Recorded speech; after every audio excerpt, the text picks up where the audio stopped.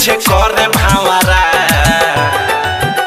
तो बोलावे रोज चवरा में टीक वाला छवरा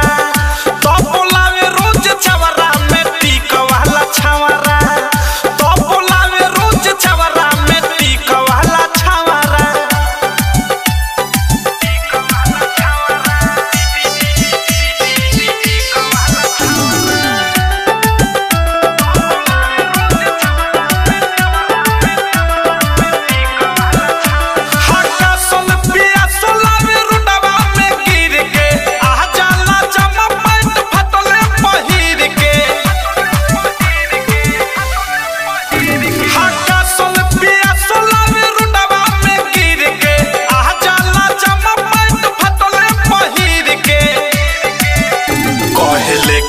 अपने जावरा कहले के तोहे जाइब अपने जावरा तो बोलावे रोज चवरा में टीक वाला छवरा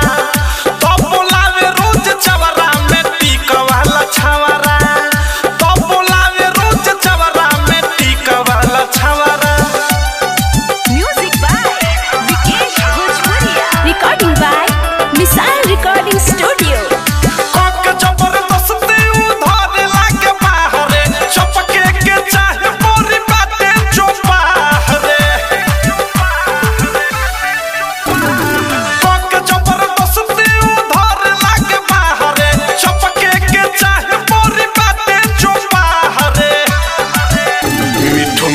कहे खाई पकावरा सुनो अनुराग मुकेश कहे खाई पकावरा तो बोलावे रोज चवरा में टीक वाला छवरा तो बोलावे रोज चवरा में टीक वाला छवरा तो बोलावे रोज चवरा में टीक वाला छवरा दुआरा पे के रोजे हो जाला खारा कनख चलावे हमें करे इशारा भौरियाला जैसे आगे पीछे करे भावरा भौरियाला जैसे आगे पीछे करे भावरा तो बोलावे रोज चवरा में टीक वाला छवरा तो बोलावे रोज चवरा में टीक वाला छवरा तो बोलावे रोज चवरा में टीक वाला छवरा।